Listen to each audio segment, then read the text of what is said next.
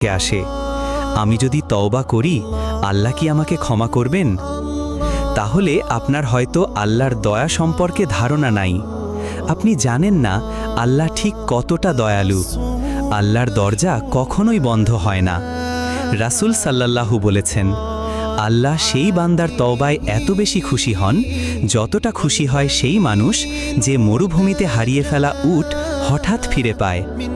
তাছাড়া আল্লাহ নিজে কোরআনে বলেন, হে আমার গোনাহে নিমজ্জিত বান্দারা, তোমরা আল্লাহর রহমত থেকে নিরাশ হয়েও না, নিশ্চয়ই তিনি সমস্ত গুনাহ ক্ষমা করে দেন। সূরা জুমার আয়াত 53। আল্লাহ তোমার অতীত দেখেন না, তিনি দেখেন তুমি এখন কোন পথে হাঁটছ। একটা খাঁটি তওবা তোমার পুরা জীবনটা বদলে দিতে পারে, দুনিয়াতেও আখিরাতেও।